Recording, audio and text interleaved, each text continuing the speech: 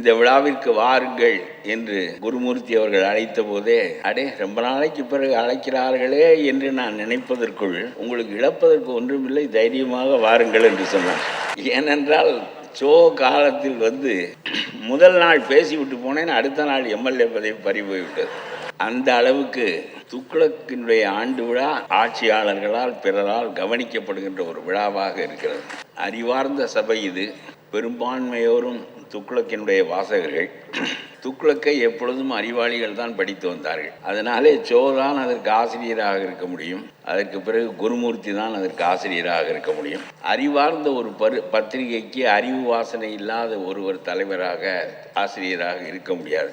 ஆனால் அறிவார்ந்த ஒரு நாட்டுக்கு அறிவு வாசனை இல்லாதவர்கள் ஆட்சியாளர்களாக இருக்க முடியும். இது ஒரு ஐரணி. துக்ளக்கிற்கு பொருந்துகிற நீதி நாட்டுக்கு பொருந்தவில்லை. பொதுவாக சொல்கிறேன், நான் ரொம்ப சின்ன பையனாக இருக்கிற போது எங்களுடைய ஊரில் மகனும் போட்டலில் பெரிய கூட்டங்கள் நடக்கும். வந்திருக்கின்ற மக்களெல்லாம் படிக்காதவர்களாக இருப்பார்கள். பொதுக்கூட்டங்களவை வந்திருக்கின்றவர்கள் படிக்காதவர்களாக இருப்பார்கள். மேனியிலே சட்டை இருக்காது. ஒரு துண்டு அழுக்கு துண்டு ஒன்று இருக்கும். ஒரு பீடியை உறிஞ்சி கொண்டே பேசுகிறவர்களுடைய பேச்சை உற்று கவனித்து கொண்டிருப்பார்கள். அவர்களெல்லாம் படிக்காதவர்கள், ஏழைகள். ஆனால் மேடையில் இருந்து பேசுகிறவர்கள் ராஜாஜியாக இருக்கும், காமராஜராக இருக்கும், ஜீவானந்தமாக இருக்கும், ராமமூர்த்தியாக இருக்கும், முத்துராமலிங்க தேவராக இருக்கும். இது போன்ற பெரிய அறிஞர் பெருமக்கள் சர்வதேச அரசியலை அந்த மேடையில் பேசுவார்கள். அப்பொழுதெல்லாம் நான் பார்த்தேன், மக்களெல்லாம் படிக்காதவர்களாக இருந்தார்கள், மேடையிலே பேசுகிறவர்கள் அறிஞர்களாக இருந்தார்கள். இப்பொழுது மக்களெல்லாம் படித்து விட்டார்கள், கேட்கின்றவர்கள் அறிஞர்களாக இருக்கிறார்கள், பேசுகின்றவர்கள் பொக்கைகளாக இருக்கிறார்கள். இது ஒரு ஐரணி. இந்த மாதிரி நாடு தலைகீழாக மாற்ற முடியும் என்று நான் கருதவில்லை. அதனாலே தான் தலைகீழான தமிழ்நாடு என்ற தலைப்பை நான் சொன்னேன். அதை குருமூர்த்தி அவர்கள் ரொம்ப விரும்பி ஏற்றுக்கொண்டார்கள். ரொம்ப சோவோடு நான் ரொம்ப மிகுந்த நட்பாக இருந்திருக்கிறேன். ரொம்ப சிறந்த மனிதர் அவர். அது மட்டுமல்ல, துக்ளக்கிலே நான் பல காலம் எழுதியிருக்கின்றேன். அவரும் நானும் சிலவற்றில் முழுமையாக வேறுபட்டவர்கள் என்றாலும் அவர் என்னுடைய போக்குக்கு என்னை எழுத விடுவார்.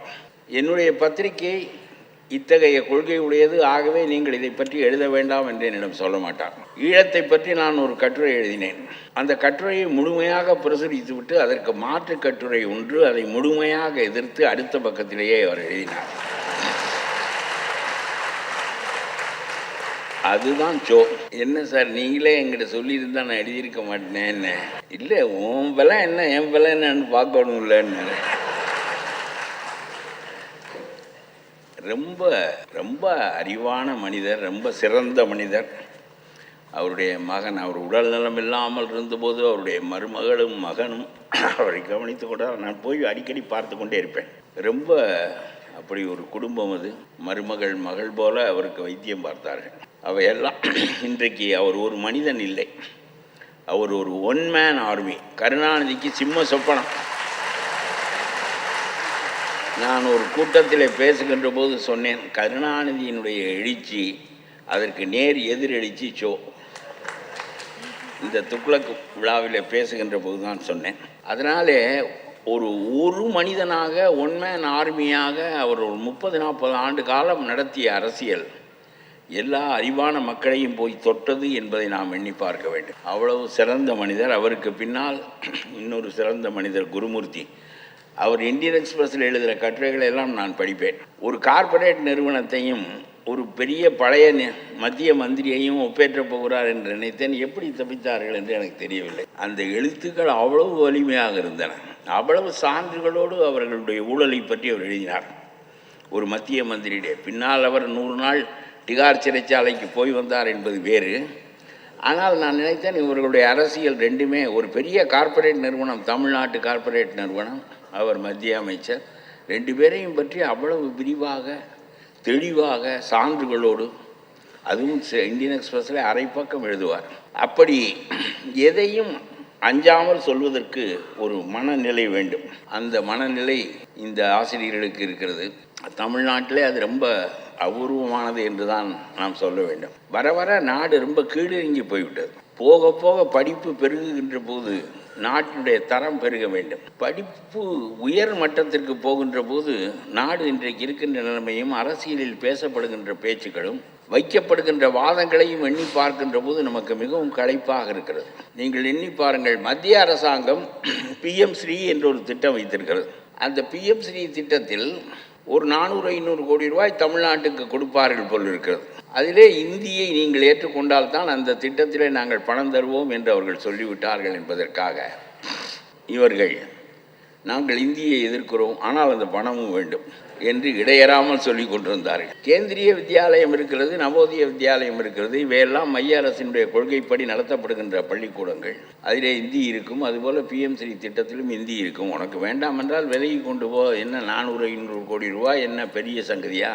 ஆனால் அவர் என்ன சொன்னார் என்றால், வாதங்கள் எப்படி முன்வைக்கப்படுகின்றன என்பதற்காக நான் இதை சொல்கிறேன். அந்த திட்டத்தில் உள்ள ஒரு 400-500 கோடி ரூபாயை மத்திய அரசாங்கம் தர மறுத்துவிட்ட காரணத்தினாலே வாத்தியார்களுக்கு சம்பளம் போட முடியவில்லை என்று சொன்னார். 48,000 கோடி கல்விக்காக ஒதுக்கப்படுகின்ற தமிழ்நாட்டில் 48,000 கோடி வரவு செலவு உள்ள கல்வி திட்டங்களில் வாத்தியாருக்கு சம்பளம் போட இந்த 500 கோடி ரூபாய் வராத காரணத்தினாலே தான் சம்பளம் போட முடியவில்லை என்று சொன்னால், எவ்வளவு கேட்பவனுக்கு புத்தி இல்லை என்றால் கேழ்வரகில் நெய்வடியும் என்று சொல்வது போல மக்கள் அப்படி இல்லை. ஆனால் இது போன்ற வாதங்கள் முன்வைக்கப்படுகின்றன. நீ சொல்லு, அந்த பணமும் எங்களுக்கு தந்தால் நல்லது, நாங்கள் இந்தியை ஏற்றுக்கொள்ள மாட்டோம் என்று சொல்லிவிட்டு போ. இல்லாவிட்டால் இதெல்லாம் 500 கோடி 800 கோடி என்ன பெரிய தொகையா? நாங்கள் கடனே 8 லட்சம் கோடி வைத்திருக்கிறோம். இதில் என்ன 500 கோடியும் 300 கோடியும் வந்து என்ன ஆக போகிறது? ஆனால் இதனாலே தான் வாத்தியார்களுக்கு, ஏனென்றால் வாத்தியார்களுக்கு ஒரு மாதம் 1.5 மாதம் சம்பளம் போடாமல் வைத்திருந்தார்கள். இன்னமும் நம்முடைய நாட்டில் கல்லூரிகளில் வேலை பார்க்கின்ற ஆசிரியர்களில் 7,000 பேர் 15,000 ரூபாய் சம்பளத்திற்கு வந்து 25,000 ரூபாய் சம்பளத்திலே தான் இன்னும் 30-40 ஆண்டுகளாக வேலை பார்த்து கொண்டிருக்கிறார்கள். அவர்களையெல்லாம் நிரந்தரமாக்க முடியவில்லை. நிரந்தரமாக்கினால் 1 லட்சம் சம்பளம் கொடுக்க வேண்டும். ஆகவே அவனை 15,000 20,000 வைத்து தேய்ப்பது என்று நீ முடிவெடுத்தால் இது என்ன அரசாங்கம் நடத்துகிற லட்சணமா என்று கேட்கின்றேன் நான். எத்தனை பேர் தற்காலிகமாக கொஞ்ச காலத்துக்கு வைத்திரு, தற்காலிகமாக 30 ஆண்டுகளாக அந்த ஆசிரியர்களை நீங்கள் வைத்து கொண்டிருக்கிறீர்கள். அவன் திருமணமான போது ஒரு அம்மா என்னிடம் சொன்னார்கள், இவர் வாத்தியாராக இருக்கிறார், பெர்மனண்ட் ஆகி விடுவார், 1 லட்சம் ரூபாய் 1,5 லட்சம் ரூபாய் சம்பளம் வாங்குவார் என்று நம்பி நான் வாழ்க்கைப்பட்டு விட்டேன். கடைசியில் இவர் 20,000 ரூபாய் தான் இன்றைக்கு வாங்கி கொண்டிருக்கிறார் என்று சொன்னபோது, இது உங்களுடைய கணவருடைய மோசடி அல்ல, அரசாங்கத்தினுடைய மோசடி என்று சொன்னேன். அவ்வளவு PM ஸ்ரீ திட்டத்தில் ஒரு 500-800 கோடி ரூபாய் தராத காரணத்தினாலே ஆசிரியர்களுக்கு சம்பளம் போட முடியவில்லை என்று இவர் சொன்னது எனக்கு ஒரு கதை ஞாபகத்துக்கு வந்தது. ஒரு ஊரில் ஒரு செட்டியார் இருந்தார், ரொம்ப வசதியானவர். ஒரு திருடன் ரொம்ப நாளாக அவரை கவனித்து கொண்டே இருந்தான். இவர் வீட்டிலே அடித்து விட்டால் பிறகு வாழ்க்கைக்கு நாம் செட்டில் ஆகி விடலாம் என்று முடிவு செய்து, அந்த காலத்தில் கண்ணக்கோல் வைத்து திருடுகிற பழக்கம் உண்டு. ஆகவே ஒரு அமாவாசையை தேர்ந்தெடுத்தான். கும்மிருட்டாக இருக்கும் அன்றைக்கு போய் கண்ணக்கோல் வைப்போம் என்று அவன் முடிவெடுத்தான். சரி என்று சொல்லி நல்ல மழை பெய்திருந்தது, அமாவாசை இருட்டு. செட்டியார் உள்ளே உறங்கி கொண்டிருந்தார். இவன் போய் சுவரிலே கண்ணக்கோல் வைத்து சுவரை தோண்டி கொண்டே வந்தான். ஒரு ஆள் நுழைகிற அளவுக்கு அது வந்த பிறகு இவன் உள்ளே தலையை விட்டான். மழை வேறு பெய்திருந்தது, சுவர் வேறு பொது இருந்தது. அந்த சுவர் அப்படியே உடைந்து அவன் மீது விழுந்து அவன் செத்து போய்விட்டான். காலையிலே செட்டியார் எழுந்து பார்த்தபோது இவன் பிணமாக கிடக்கிறான். இதற்குள் அவனுடைய மனைவி ரொம்ப கட்டிக்காரி. செட்டியார் வீட்டுக்கு போயிட்டு 4 மணிக்கெல்லாம் வந்திருக்கணுமே, இன்னும் வரவில்லையே என்று சொல்லி அவள் அங்கிருந்து தேடி வந்தாள். கணவன் பிணமாக கிடப்பதை பார்த்தாள். உடனே நேர அரசனிடம் போனாள். அரசரே, என்னுடைய கணவனை இந்த செட்டியார் கொன்று விட்டார் என்று சொல்லி அவள் ஒரு புகார் அளித்தாள். உடனே மன்னன் என்ன ஏதென்றே கேட்கவில்லை. நம்ம PM ஸ்ரீ திட்டத்தை பற்றி முதல்வர் பேசிய பேச்சு போல உடனே நேர காவலனை அனுப்பி செட்டியாரை பிடித்து கொண்டு வா என்று சொன்னான். வந்தவுடன் மன்னன் கேட்டான், செட்டியார் உன் வீட்டில் தானே செத்தார்? ஆமாம். உன்னுடைய சுவர் இடிந்து விழுந்து தானே செத்தார்? ஆமாம். அப்படியானால் அந்த சாவுக்கு காரணம் நீதானே என்று கேட்டார். செட்டியார் நினைத்தார், அவன் திருடன் கண்ணக்கோல் வைத்து சுவர் உடைந்து செத்திருக்கிறான், ஆனால் மன்னன் கேட்கிறான் உன்னுடைய வீட்டில் செத்தான், நீதான் பொறுப்பு என்று. சரி, இவனிடம் நாம் அது மாதிரி பேசினால் சரியாக வராது என்று சொல்லி உடனே ஆமாம் செத்து போய்விட்டார், ஆனால் அரசே அதுக்கு நான் பொறுப்பில்லை, இந்த கொத்தனார் ரொம்ப சொதவென்று சுவரை கட்டி விட்டார். ஆகவே அந்த திருடன் செத்து விட்டான். நான் கொடுத்த பணத்திற்கு ஒழுங்காக கட்டியிருந்தால் செட்டியார் செத்திருக்க மாட்டார். கொத்தனாரை கேளுங்கள் என்று சொன்னேன். கரெக்ட், கொத்தனாரை கூட்டி கொண்டு வா என்றான். கொத்தனார் வந்தார். ஆஹா, ரொம்ப முட்டாளாக இருக்கிறான், செட்டியார் போன வழியிலே போக வேண்டியதான் என்று அவன் சொன்னான். அரசே, நான் தான் கட்டினேன், அது சொத என்று இருந்தது, எனக்கு தெரியாது. இந்த சித்தாள் தண்ணீரை அதிகமாக ஊற்றி கலந்து விட்டாள். ஆகவே இது சித்தாள் பொறுப்பே தவிர என் பொறுப்பில்லை என்றான். மன்னர் கரெக்ட், சித்தாளை கூட்டி கொண்டு வா என்றார். சித்தாள் வந்தாள். வந்து சொன்னாள், எப்பவும் ஒரு சின்ன பானையில் தண்ணீர் வைத்து வாய் சின்னமாக இருக்கும், அதில் நாங்கள் தண்ணீர் ஊற்றி அதை கலப்போம். இந்த தடவை மண்பாண்டம் செய்து தந்தவன் வாயை பெரிதாக வைத்து விட்டான், அதனால் தண்ணீர் பொதுக்கென்று விழுந்து விட்டது, அதனாலே நான் பொறுப்பில்லை என்றாள். சரிதான், அந்த மண்பாண்டம் செய்பவரை கூட்டிக் கொண்டு வா என்றான் மன்னன். அவர் வந்தார். அவர் வந்தவுடன் இவன் கேட்டான், ஐயா, நான் எப்பவும் அளவாகத்தான் வாயை வைப்பேன், இந்த அம்மா சொல்வது சரிதான், ஆனால் நான் அந்த சமயம் அதை வாயை வணைந்து கொண்டிருந்த போது இந்த ஊர் நாட்டியக்காரி அந்த வழியாக போனாள். நான் நிமிர்ந்து பார்த்தேன், வாய் அகண்டு விட்டது. இவள் சல் என்று போயிருக்காவிட்டால் வாய் அகன்றிருக்காது, அவளை கேளுகிறான். சரி என்று நாட்டியக்காரியை கூட்டி கொண்டு வர சொன்னான். நாட்டியக்காரி சொன்னால், அரசே, நீங்கள் ஆள் அனுப்பி இருந்தீர்கள், வந்து என்னோடும் இருந்து விட்டு அந்த சாரோடும் இருந்து விட்டு போ என்று நீங்கள் ஆள் அனுப்பியிருந்தீர்கள். அந்த சாரை பற்றி பேசாதே, போஸ்ட் அடிப்பான், சாரை பற்றி பேசாது. நான் போகின்ற வழியில் குயவனுக்கு இப்படி ஆகிவிட்டது என்று சொன்னால் கேஸ் டிஸ்மிஸ், போகடா என்று சொல்லிவிட்டார். இப்படி ஒரு பதிலை நம்முடைய அரசாங்கம் சொல்லுகிறது. 500 கோடி ரூபாய் அவர்கள் தராத காரணத்தினால் 18,000 ஆசிரியர்கள் இருக்கிற பள்ளிக்கூடத்திற்கு சம்பளம் போடவில்லை என்று சொன்னால் அந்த முட்டாள்தனமான மன்னனுக்கும் இந்த அரசுக்கும் ஏதாவது வேறுபாடு இருக்கிறதா என்று கேட்கிறேன். ரொம்ப கேவலமாக போய்விட்டது.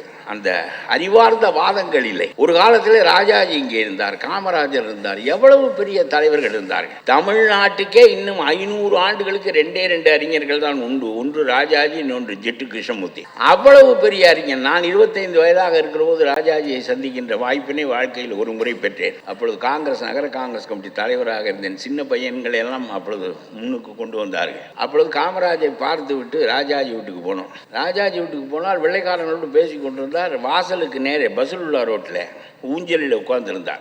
அங்கிருந்து பார்த்தால் வாசலில் இருக்கின்ற எங்களை தெரியும். நாங்கள் 2-3 பேர் போயிருந்தோம். ஒரே ஒரு போலீஸ்காரர் இருந்தான். கவர்னர் ஜெனரலாக இருந்தோ அவர் வீட்டில் ஒரே ஒரு போலீஸ்காரன் இருந்தான். அவன் அதை பற்றியெல்லாம் கண்டுகொள்ளவில்லை. அந்த முரளி என்று கல்கியில் இருக்கிறவர் வந்தார். என்ன என்று கேட்டார். ராஜாஜியை பார்க்க வேண்டும். என்ன ராஜாஜியை பார்க்க வேண்டுமோ? ஒழுங்க வாங்க போகிறது மாதிரி சாதாரணமாக சொல்கிறேன். அதெல்லாம் அப்பாயின்மெண்ட் வாங்கிக்கின்னு தான் பார்க்கணுன்னா. அப்பாயின்மெண்ட் வாங்கி பார்க்குறதுங்கிறதே அப்போ தான் நான் வாழ்க்கையில் முதலாகவே கேள்விப்பட்டேன். அதுக்கு முன்னாடி காமராஜ் வீடு தொடர்ந்து கிடக்கு, நாங்கள் போய் உட்காந்துக்குவோம். அப்புறம் அவர் வருவார், எல்வி சம்பளத்தை கொடுப்போம். அப்புறம் என்னப்பா அப்படிம்பார். ராஜாஜி சொன்னோன்னே அப்படின்னு நின்று நாங்கள் போகிறேன். நீ உன் நம்பரை கொடுத்துட்டு போ, நாளைக்கு ஃபோன் பண்ணுறேன், நாளைக்கு உனக்கு அப்பாயின்மெண்ட் ஃபிக்ஸ் பண்ணி தரேன் என்னார். ஐயா, நாங்கள் போட் மெயிலுக்கு போனோம். ஓ, எல்லாம் முடிவு பண்ணிக்கிட்டு தான் வந்திருக்கியா ராஜாஜியை பார்க்க என்று சொல்லி விடமாட்டேன் என்று சொல்லிவிட்டான். நாள் போக மாட்டேன் என்று சொல்லிவிட்டான். இந்த வெள்ளைக்காரர்கள்லாம் போன பிறகு ராஜாஜி அங்கிருந்து எங்களை பார்த்தார். பிறகு அவர்களை வர சொல்கின்றார். நான் கிட்டத்திலே போய் கும்பிட்டேன். அவர் காதை காட்டி கிட்டத்திலே வந்து பேசு என்று சொன்னார். அவர் பக்கத்திலே ரொம்ப நெருக்கமாக நின்று கொண்டு நான் பேசினேன். அவர் இந்த பக்கம் ஊஞ்சலில் இப்படி இருக்கிறார், நான் இப்படி பக்கத்தில் நின்று பேசுகிறேன். என்னுடைய இடது தோளிலே அவருடைய வலது கையை வைத்து கொண்டார். 20 மணித்துள் என்னோடு பேசி கொண்டிருந்தால் அந்த கையை எடுக்கவே இல்லை. ஒரு பெண்ணுடைய ஸ்பரிசத்தை விட சுகமானது அது. அப்புறம் கேட்டார் என்ன ஏது என்று வரிசையாக கேட்டுக்கொண்டே வந்தார். அதில் சுவையானது என்ன என்றால், நான் உங்களுடைய சுயராஜ்யாவை படிப்பேன் என்று சொன்னேன். சொன்னவுடன் ரொம்ப மகிழ்ச்சி, நீ எல்லாம் படித்தால் நல்லது என்று சொல்வார் என்று எதிர்பார்த்து அப்படி சொன்னேன். புரிகிறதா என்று கேட்டார். புரிகிறதா? கொஞ்சம் புரியும், என்ன விடாமல் படிக்க புரியும் என்று சொன்னார். அதான் அவர். ஆகவே அதற்கு அப்படி ஒரு மனிதனை வாழ்நாளில் ஒரு முறை சந்திக்கவும் அவர் என்னுடைய தோளை தொடவுமான வாய்ப்பினை நான் வாழ்க்கையில் பெற்றேன். எவ்வளவு அந்த தரம்தான் சுவராஜ்யாவிலே consistency is not a virtue என்று ஒரு கட்டுரை எழுதியிருந்தார். அப்பொழுது பத்திரிகைக்காரர்களெல்லாம் அவரை கேட்டார்கள், சோசலிசத்தை ஆதரித்தீர்கள், அபேதவாதம் என்று எழுதினீர்கள், எவ்வளவு வலிமையான கருத்துக்களை எல்லாம் நீங்கள் சொன்னீர்கள், ஒவ்வொரு ஊருக்கும் எதற்கு ஒவ்வொரு கிணறு வேண்டும், ஊரிலே பொதுவாக ஒரு ஊரணி இருந்தால் தங்களுக்கு தேவையான நீரை தேவையான நேரத்தில் எப்பொழுது வேண்டுமானாலும் வந்து எடுத்து செல்லலாமே, ஊருக்கு ஒரு பொதுவான ஊரணி இருப்பது போலத்தான் பொதுவான அரசு இருப்பது, பொதுமை அரசு இருப்பது என்று அபேதவாதத்தில் ராஜாஜி எழுதியிருக்கிறார். இவன் கேட்டான், அபேதவாதம் பேசினீர்கள், இப்பொழுது கடைசியிலே நீங்கள் அபேதவாதத்திற்கு எதிராக சந்தை பொருளாதாரத்தை, மார்க்கெட் எக்கானமியை பேசுகிறீர்களே என்று கேட்டார்கள். அதே போல ஒரு கட்டத்தில் நீங்கள் தான் தமிழ்நாட்டில் திணித்தீர்கள், இப்பொழுது நீங்கள் இந்தியை கடுமையாக எதிர்க்கிறீர்கள், இங்கிலீஷ் எவர் ஹிந்தி நெவர் என்று கடுமையான சொற்களால் சொல்லுகிறீர்கள், இஸ் இட் கன்சிஸ்டன்ட் என்று கேட்டார்கள். அதுக்கு ராஜாஜி சொன்னார், consistency is not a virtue என்று சொன்னார். சொல்லிவிட்டு சுவராஜ்யாவிலே அதை கட்டுரை எழுதினார். இந்த கட்டுரையை நான் படித்தேன். 15 ஆண்டுகள் கழிந்த பிறகு எனக்கு அதனுடைய பொருள் தெரிந்தது. 15 ஆண்டுகள் கழிந்த பிறகு ஒரு மனிதன் ஒன்றை எப்படி பார்க்கிறான், முன்னுக்கு பின் முரணானதா இல்லையா என்பது அல்ல முக்கியமானது, எந்த ஒன்றும் தர்மத்திற்கு உடன்பாடானதா இல்லையா என்பதுதான் முக்கியமானது. இப்படி சிந்திக்க நமக்கு தெரியுமா என்று கேட்கிறேன். Is it consistent? That is not a question. அது கன்சிஸ்டண்ட்டாக இருக்கட்டும், இன்கன்சிஸ்டண்ட்டாக இருக்கட்டும், அது ரொம்ப முக்கியமானதில்லை. எந்த ஒன்றாக இருந்தாலும் அது தர்மத்தோடு பொருந்துகிறதா என்ற அடிப்படையில் தான் எந்த ஒன்றையும் பார்ப்பார். ஆகவே கால மாறுதல்களுக்கு தக அவர் கொண்டு வந்த கருத்து மாற்றங்கள் என்பவை தர்மத்திற்கு மாறானவை அல்ல. அவருடைய வாழ்க்கை தர்மத்தை நோக்கியது. தர்மமாக நடந்து கொள்ள முடியாமல் போய்விட்டால் வாழ்க்கை வீணாக போய்விடும் என்று கருதியவரே தவிர கன்சிஸ்டன்ஸை பற்றியெல்லாம் அவர் கவலைப்படவில்லை. நாட்டிலே ஒரு வாழ்க்கையை தர்மத்திற்கு பொருந்துமாறு வாழ்வது என்பதை அடிப்படை கொள்கையாக கொண்டு வாழ்ந்த மனிதனை நான் பார்த்தேன். எவ்வளவு சங்கதிகள், எவ்வளவு அவர் மீது அவதூறுகள் வீசப்பட்டாலும் அந்த அவதூறுகளுக்கு அவர் வாழ்நாளில் பதில் சொன்னதே இல்லை. இவனுடைய புகழுக்கும் இகழுக்குமா நாம் பெறப்படுத்தோம்? அந்த உயிர், அது பெற வேண்டிய பலன், அது கிடைத்தேற வேண்டிய நிலை, இதுதான் முக்கியமே தவிர இவன் என்ன, இவனுடைய அறிவுக்கு தக அவன் புகழுவான் அல்லது இகழுவான், இவனுடைய புகழ்ச்சியை பற்றி என்ன இருக்கிறது என்று அவர் எப்பொழுதும் கவலைப்பட்டதில்லை. பெரியார் இவருக்கு கடிதம் எழுதினார் கவர்னர் ஜெனரலாக இருக்கிற போது, நான் மணியம்மையை மணந்து கொள்ள நினைக்கிறேன், உடலுக்காக அல்ல, உடல் கருதி அல்ல, எனக்கு நிறைய சொத்து இருக்கிறது, எவன் மீதும் நம்பிக்கை இல்லை, எல்லாரும் திருட்டு பயல்கள் என்று சொன்னார். ஐயோ, என்ன இப்படி சொல்லுகிறாரே, அண்ணாவை விட்டு விட்டு சொல்லியிருக்கலாம். என்னுடைய கருத்து, எல்லாரும் சொத்தை எடுத்துக்கொண்டு விடுவார்கள், ஆகவே நான் ஒரு ஏற்பாடு செய்து கொள்ள விரும்புகிறேன் என்று எழுதினார். அதற்கு ராஜாஜி பதில் எழுதுகிறார், இஸ் மணியம்மை இம்மாற்றல் என்று எழுதுகிறார். மணியம்மை சாகாதவரா? உன்னுடைய சொத்தை காலகாலத்துக்கும் அவர் காத்து விடுவாரா? அவர் போன பிறகு யாரோ ஒருவன் வருவானல்ல, அது மாதிரி ஒருவன் இப்பொழுதும் வருவான். இதற்காக திருமணம் செய்து கொள்ள வேண்டும் என்று சொல்வது இந்த வயதில் பொருத்தமாக இருக்காது. அதுவும் உன்னுடைய சொத்தை பாதுகாக்க அந்த பெண்மணி எல்லா காலத்திற்கும் போதுமானவர் என்று நான் நினைக்கவில்லை என்று எதிர்த்து எழுதினார். ஆனால் ராஜாஜி ஒரு குள்ளூகப்பட்டார். அவர் பெரியாரை திருமணம் செய்து கொள்ள வைத்து கட்சியை பிளந்து விட்டார், குடிகேடி எங்களுடைய இயக்கத்தை உடைத்து விட்டார் என்று இடையறாமல் திமுகவினர் பேசிக்கொண்டிருந்தார்கள், அண்ணா உட்பட. ஆனால் எனக்கு ரொம்ப வருத்தம் அதில் என்ன என்றால், இவர்கள் பேசுவது பேசட்டும், ராஜாஜி இதற்கு பதிலே சொல்லவில்லை. பெரியார் சொல்லியிருக்க வேண்டியதில்லை, ராஜாஜி ஒன்றும் செய்யவில்லை, அவர் வேண்டாம் என்று தான் சொன்னார், நான் தான் மணந்து கொண்டேன் என்று இவர்களுக்கு பதில் சொல்லாமல் அவரும் பேசாமல் இருந்து. அப்புறம் ஒரு 20 ஆண்டுகள் கழித்து வீரமணி அந்த கடிதத்தை வெளியிட்டார். வரலாற்றுக்கு இந்த உண்மை தெரிய வேண்டும் என்பதற்காக வெளியிடுகிறேன் என்று. 28 ஆண்டுகள் கழித்து பெரியாரும் தெரியும் ஞாபகம் இல்லை, அந்த கடிதமும் ஞாபகம் இல்லை. இல்லை, எதற்காக சொல்கிறேன் என்றால், குடிகேடி குள்ளூகப்பட்டார் என்றெல்லாம் சொல்லுகிறார்களே, நாம் வேண்டாம் என்று சொன்னதை நாம் தான் செய்து தீக்காவை உடைத்து விட்டோம் என்று சொல்லுகிறார்களே, அதற்கு ஒரு பதில் சொல்வோம் என்று ராஜாஜி கருதியதே இல்லை. எதற்காக? இவனுடைய புகழும் இயலும் நமக்கு என்ன பொருட்டு என்று கருதினார். எவ்வளவு குலக்கல்வி திட்டத்தை கொண்டு வந்தார் என்று சொன்னார்கள். அவர் கொண்டு வந்த கல்வி திட்ட பாடநூலிலே மணிநீதி இருந்ததா இல்லை குலக்கல்வி இருந்ததா? சும்மா பணம் இல்லை, அரசாங்கத்தில் புதிய கட்டிடங்கள் கட்ட முடியாது, நிறைய ஆசிரியர்கள் தேவைப்படும், அதற்கு வசதி இல்லை, ஆகவே 2 அரை நேரமாக பிரித்து 400 பேருக்கு பதிலாக 800 பேரை படிக்க வைக்கின்றேன் என்று சொல்லித்தான் இந்த திட்டத்தை கொண்டு வந்தார். ஆனால் சும்மா இருக்க மாட்டார் ராஜாஜி. நிருபர்கள் கேட்டார்கள், மீதி நேரத்தை என்ன செய்வது என்று. ஏன் தகப்பனாருடைய தொழிலை கற்றுக்கொண்டால் அது ஒரு கைத்தொழில் தானே, நல்லது தானே என்று சொல்லிவிட்டார். அப்பன் தொழிலை கற்றுக்கொள்ள சொல்லுகிறான், அப்பன் வழியாக வாழ நினைக்கிறான். இது குலக்கல்வி. கல்வியிலே குலத்தன்மை ஒன்றும் கிடையாது. அவர் சொன்னார், இது கற்றுக்கொண்டால் நல்லது தானே, சும்மா இருக்கிற நேரத்தில் அவன் இதையும் செய்யட்டுமே, படிப்போடு இதையும் சேர்த்து செய்யட்டுமே என்று சொன்னார். குள்ளுகப்பட்டர் குலக்கேடர் என்று பேசாத பேச்சு பாக்கியில்லை, ஒன்றுக்காவது பதில் சொல்லவில்லை. இந்த காமராஜர் வந்து சொன்னார், இந்த கல்வி திட்டம் பெரிய எதிர்ப்புக்குள்ளாகிவிட்டது, நீங்கள் விட்டு விடுங்களே என்று சொன்னார். ராஜாஜி சொன்னார், நான் கொண்டு வந்த கல்வி திட்டத்தில் ஒரு தப்பும் இல்லை. இன்றைக்கு இருக்கிற வசதியில் 400 பேருக்கு பதிலாக 800 பேரை படிக்க வைப்பதற்காக கொண்டு வந்தேன். ஆகவே நான் வீட்டுக்கு போகிறேன், வேறு ஆளை வைத்து கொண்டு இந்த கல்வி திட்டத்தை நடத்த என்று சொன்னார். காமராஜர் சொன்னால், நீங்களே முதலமைச்சராக இருங்கள், கல்வி திட்டத்தை விட்டு விடுங்கள், எதிர்ப்பு வருகிற போது விட்டு விடுவது தானே காங்கிரஸுக்கு நல்லது என்று சொன்னார். எதிர்ப்பு அறிவாக வரும், அறிவில்லாமல் வரும், அதல்ல முக்கியம். யாரையும் வைத்து நீ நடத்தி இந்த கல்வி திட்டத்தை நடத்தி என்று சொன்னார்.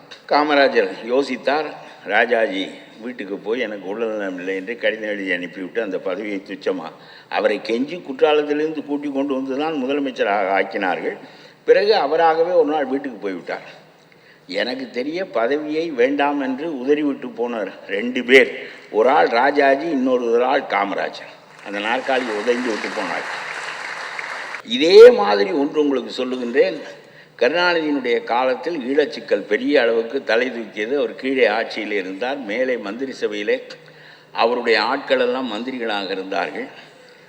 அப்பொழுது சிங்கள அரசுக்கு உதவ வேண்டும் என்று நம்முடைய மைய அரசு நினைக்கிறது. அப்படி நினைக்கின்ற போது இந்த போருக்கு எதிராக, இந்த போரிலே இந்தியா சிங்கள அரசுக்கு உதவுமானால் நான் ஆட்சியை விட்டு போய்விடுவேன் என்று கருணாநிதி சொல்வார் என்று நான் நினைத்தேன். அவர் கீழே இருக்கிற ஆட்சியும் விடவில்லை, மேலே இருக்கிற ஆட்சியும் விடவில்லை. 2 மனைவிமார்களையும் கால் மாட்டிலும் தலைமாட்டிலும் வைத்து கொண்டு 3 மணி நேரம் உண்ணாவிரதம் இருந்து விட்டு முடித்து கொண்டு விட்டார். ஈழம் அழிந்தது. நான் அப்பொழுது ஒரு கட்டுரை எழுதினேன். நானா இந்த பிழையை செய்தேன், மைய அரசாங்கம் அல்லவா செய்தது, மைய அரசாங்கம் இதை செய்ததற்கு நானா பொறுப்பு என்று அவர் கேட்டார். அப்பொழுது நான் ஒரு கட்டுரை தினமணியில் எழுதினேன். ரொம்ப வலிமையான கட்டுரை. கருணாநிதி ரொம்ப நொந்து போய்விட்டார் அந்த கட்டுரையை படித்துவிட்டு. நான் எழுதினேன், உண்மைதான், சிங்களவர்கள் தான் அதை செய்தார்கள், மைய அரசு தான் அதற்கு உதவி செய்தது, மைய அரசினுடைய முடிவு தான். ஆகவே ஆனால் நீங்கள் எப்படி பொறுப்பு என்றால், நான் உள்ளே இருக்க மாட்டேன், வெளியே வந்து விடுவேன், இந்த அரசாங்கத்தோடு ஒத்துழைக்க மாட்டேன், தமிழர்களுக்காகத்தான் நான் கட்சி நடத்துகிறேன் என்று சொல்லி நீங்கள் வெளியே வந்திருந்தால், கூட்டணியில் நீங்கள் இருந்த காரணத்தினாலே அந்த அரசால் இந்த போரை தொடுக்க முடியாது, காங்கிரஸால் சிங்களவர்களுக்கு உதவ முடியாது. அந்த போர் நின்றிருந்தால் விடுதலை சிறுத்தைகள் அவர்கள் அளவுக்கு வாழ்ந்திருப்பார்கள். ஆனால் நீங்கள் அப்படி சொல்லாத காரணத்தினாலே மத்திய அரசாங்கத்தோடு ஒத்துப்போவது தான், நமக்கு பதவி தான் முக்கியமே தவிர, நாம் அதில் சரி வெளியே போவதென்றால் போயின்று நம்மை விரட்டி விட்டு வேறு ஏதாவது ஏற்பாடு செய்து கொண்டு விட்டால் நாம் மேலேயும் கீழேயும் பதவியை இழந்து விடுவோமே என்று இவர் அஞ்சினார் என்பதை நான் சொன்னேன். ஒரு ஊது உலையிலே நான் எப்படி பொறுப்பு என்ற கேள்வி அவர் வைத்தது, நீங்கள் எப்படி பொறுப்பு என்று நான் எழுதினேன். ஒரு ஊது உலை, கொல்லனுடைய ஊது உலையிலே ஒரு கடப்பாறையை அடித்து கொண்டிருப்பார்கள். அவன் சம்மட்டியை வைத்து ஊது உலை செக்கச்சவேர் என்று சிவந்திருக்கும், அதில் அடிப்பான். அப்படி ஒருவன் ஓங்கி அடிக்கின்ற போது அந்த கடப்பாறை மண்ணுக்குள் புதைந்து விடும். அப்படி புதையாமல் இருப்பதற்காக ஒரு இரும்பு சலாகை, ஒரு இரும்பு தண்டு ஒன்று வைத்து அதன் மீது கடப்பாறையை வைத்து அடிப்பான். அந்த கடப்பாறையை அந்த இரும்பு தண்டின் மீது வைத்து அடிக்கின்ற போது கடப்பாறை நெய்யும். நான் சொன்னேன், ஈழத்தை கடப்பாறையால் அடித்தவன் மைய அரசு. அந்த கடப்பாறை நைபடுவதற்கு கீழே இருந்து தாங்கி கொடுத்த இரும்பு தண்டு நீங்கள். எவ்வளவோ நடந்தது அரசியலிலே, என்னென்னவோ செய்தார்கள், கடைசியிலே கீழ் நிலைக்கு வந்து விட்டது. ரொம்ப மோசமாக அரசு போய்விட்டது. 5 கலெக்டர்கள் 38,000 கோடி ஊழலை எதிர்கொள்வதற்கு நீதிமன்றத்திற்கு போக வேண்டிய நிலைமையை இந்த அரசு ஏற்படுத்திவிட்டது. ஆற்று மணலை திருடினீர்கள் என்பதை மேலே இருந்து விண்வெளியிலிருந்து கவனிக்கக்கூடிய நிலைமை வந்து விட்டது. 38,000 கோடி ஊழல் ஏற்பட்டது. 4,000 கோடி கணக்கிலே கருவூலத்திலே வரவு வைக்கப்பட்டிருக்கிறது. 34,000 கோடி ஊழல் நடந்திருக்கிறது என்று நம்முடைய மைய அரசினுடைய ஆயத்தத்துறை தெரிவிக்கிறது. இது துல்லிதமாக மேலிருந்து கணக்கிடப்பட்டது. இப்பொழுது இந்த 5 கலெக்டர்கள் தான் இதற்கு அதிகாரத்தை வழங்கினார்கள். ஆகவே இவர்கள் மீது வழக்கு தொடுக்கிறோம் என்று கொண்டு போய் நீதிமன்றத்தில் நிறுத்தியிருக்கிறார்கள். 38,000 கோடி வருமானம் வந்தால் 4,000 கோடி தான் கணக்கிலே வரும் என்றால் எத்தனை மடங்கு அடிப்பது, எத்தனை மடங்கு அடிப்பது? நீ ஒரு குடும்ப தலைவிக்கு 1000 ரூபாய் கொடுக்குறாயே மாதம், இதை 3000 ரூபாய் கொடுக்கலாம். ஒரு 1000 கொடுப்பதற்கு 11,000 கோடி செலவாகும், 3000 கொடுப்பதற்கு 33,000 கோடி செலவாகும், மீதம் 1000 கோடி இருக்கும். இப்பொழுது கலெக்டர்களை கொண்டு போய் எங்கே பின்னி விட்டு விட்டாயே, அவனா 38,000 கோடி அடித்திருப்பான், உனக்கு எவ்வளவு பங்கு அவனுக்கு எவ்வளவு பங்கு என்கின்ற கேள்வியெல்லாம் இருக்கிறது. இப்படி ரொம்ப பகிரங்கமாக ஒரு காரியங்கள் எல்லாம் நாட்டில் நடக்கின்ற நிலை வருமானால் கலெக்டர்களையெல்லாம் நாசமாக்கி விட்டார்கள். நீ நாசமாய் போ, உன் குடும்பம் நாசமாய் போகட்டும், இதுதான் உங்களுக்கு குலத்தொழில், செய்யுங்கள். அதிகார வர்க்கத்தை அயோக்கியர்களாக மாற்றிவிட்டீர்களே என்று கேட்கிறேன் நான். ஆகவே இன்றைக்கு ஒரே ஒரு செய்தியை மட்டும் சொல்லிவிட்டு நான் விடைபெற வேண்டும் என்று விரும்புகிறேன். ஒரு பெண் அண்ணா பல்கலைக்கழகத்தில் கற்பழிக்கப்படுகிறாள். அவள் கற்பழிக்கப்பட்டாள் என்றவுடன் கற்பழித்தவன் அன்று மாலை போலீஸ் ஸ்டேஷனுக்கு வருகிறான். அப்புறம் அவனை மேலோட்டமாக விசாரித்து விட்டு வீட்டுக்கு அனுப்பி விடுகிறார்கள். ஒன்றுமே நடக்கவில்லை. அவன் மீது 20 வழக்கு இருக்கிறது. அவனை மேலோட்டமாக விசாரித்து விட்டு வீட்டுக்கு அனுப்பிவிட்டார்கள். இது 2-3 நாளில் பெரிய அளவுக்கு சூடு பிடித்து மக்களிடம் பெரிய கிளர்ச்சி உணர்வு ஏற்படுகிறது. எதிர்க்கட்சிகள் இதை ரொம்ப பெரிய அளவுக்கு கொண்டு செலுத்துகின்றன என்ற நிலை வந்த பிறகு மறுபடியும் போலீஸிலிருந்து அவனை கூப்பிட்டு விடுகிறார்கள். உடனே அவருடைய கட்சிக்காரர்கள் எல்லாம் சேர்ந்து கும்மாளமாக அவன் நாட்டியம் ஆடிக்கொண்டு அவனை கொண்டு வந்து போலீஸில் விட்டு எத்தனை மணிக்கு வருவாய் என்று வேறு கேட்டு விட்டு போகிறார்கள். இது எதனால்?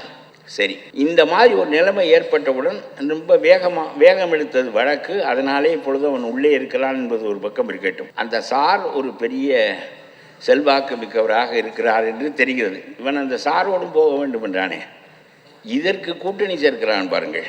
எதற்கெல்லாம் கூட்டணி என்று ஒரு வரிசையே இல்லாமல் போய்விட்டது. ஆகவே இத்தகைய நிலையில் நீதிமன்றம் இந்த வழக்கை எடுக்கிறது, தானாக எடுக்கிறது. உயர் நீதிமன்றம் எடுத்து சொல்லுகிறது, இந்த போலீஸ் இதில் தலையிட வேண்டாம் என்று போலீஸுக்கு தடை பிறப்பித்து 3 பெண் போலீஸ் அதிகாரிகளை போட்டு இந்த வழக்கை நடத்தி இதற்கான அறிக்கையை என்னிடம் கொடு என்று சொல்லி உயர்நீதிமன்றம் சொல்லிவிட்டது. இதை விட அசிங்கம் ஒரு அரசாங்கத்திற்கு வேறு என்ன இருக்க முடியும்? நீ திருட்டுத்தனமாக இந்த வழக்கை நடத்துவாய், மோசமாக நடத்துவாய், நீதிக்கு புறம்பாக நடத்துவாய். ஆகவே உன்னையும் உன் போலீஸையும் நான் நம்பவில்லை, வெளியே இரு. 3 IAS அதிகாரிகள் இந்த வழக்கை நடத்தட்டும் என்று ஒரு நீதிமன்றம் சொல்லுகின்ற நிலைமை இருக்குமானால் இந்த அரசை பற்றி உயர்நீதிமன்றத்துக்கு இருக்கிற கருத்து தெளிவாக வெளிப்படவில்லையா என்று கேட்கிறேன். ஆகவே போலீஸும் அவனுடைய கையால், சர்க்கார் வக்கீலும் அவனுடைய கையால், அப்புறம் எந்த நீதியை இவர்கள் நிலைவாட்டுவார்கள்? நீ சொன்னாயே மனு நீதி, ஒரு குலத்துக்கு ஒரு நீதி என்று. இப்பொழுது உன் கட்சிக்கு ஒரு நீதி என்கின்ற முறையைத்தானே நீ கடைபிடிக்கிறாய், வேற என்ன செய்கிறாய்? சரி, இந்த வழக்கு இனிமேல் அதிகார வர்க்கம் போலீஸ் இதை நடத்துவதற்கு தகுதி இல்லை என்று சொன்னால் போலீஸின் மீது மரியாதை கோர்ட்டுக்கு போய்விட்டது. அந்த போலீஸை கையாளாக வைத்திருக்கிற அரசாங்கத்திற்கு மரியாதை போய்விட்டது. நான் கேட்கிறேன் உயர்நீதிமன்றத்தை, இந்த ஒரே ஒரு வழக்கில் மட்டும் நீங்கள் இந்த அரசை விலக்கி வைத்தால் போதுமா என்று கேட்கிறேன். இந்த அரசு இப்படித்தான் நடந்து கொள்ளும், இப்படித்தான் நடந்து கொள்ளும்.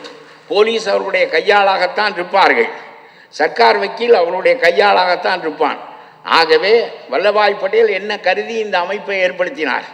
ஆட்சி வர்க்கம் ஒன்று, அவனுடைய வேலை சட்டமன்றத்தில் தீர்மானங்கள் போடுவது, வரி வசூல் செய்வது, திட்டங்கள் வகுப்பது, திட்டங்கள் போட்டு கொடுப்பது தானே தவிர எல்லா அதிகாரமும் அதிகார வர்க்கத்திற்கு.